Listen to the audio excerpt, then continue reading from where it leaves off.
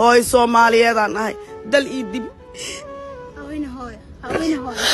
هاي الصوماليات وجد هو أقرب كاغتان هو أنا أقرب كاغتان بس هو أنا المسين هو أنا ودنا المها دد كان كداونا هذا المها السلام عليكم أصحابتو عيدي سلامات وحاسوب باقد هاي صوماليات ويلك حري هاي سودو ماما الصومالية أنا هاي هايو دل إيدي بسا جوجتين إن الإيك عن ربا هاي ويلا إيجا حرن يشقي هاي أنا إلما أقومنا ما هستا ويلك يشقي هاي موتو صباح صدي موتو دي وشلكو قلي يا قرش انتا سالو شاكتي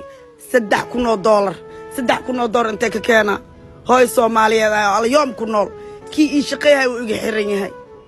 wax uma awood aan ugu geey raashin oo cuno uma awood aan ugu geey saldhiga ilmi uma awood raashin aan siiyo makastay waa dhibaateysanahay hooy Soomaaliyeed aan ahay dal ii dib haween hooy Soomaaliyeed wujid hooy aqrabkaaga taan hooy ana aqrabkaaga taan bis hooy anaga ilmeysiin hooy anaga wadana ilmahaaga dadkan ku daawanayaan ilmahaaga dal ii dib waxaan iga codsanayaa hooyada Soomaaliyeed wiilkii u shaqeynaya ka xiran wiilka maamada inuu guriga oo raashin xataa uma awoodi inaan geeyo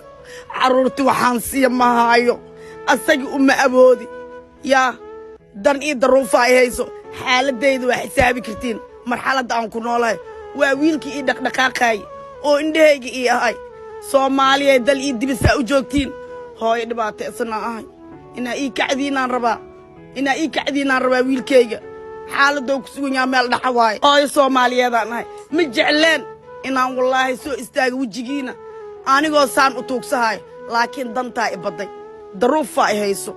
Soomaali ii kaca هاي umad Soomaaliyeed lambarkii kala soo xiriirayna lambarkayga furaha waa 5 66 72 eber 2 magaca ku qoran sheego magaciisa ku qoran magaciisa saddexan sheego magaciisa waxa la dhahaa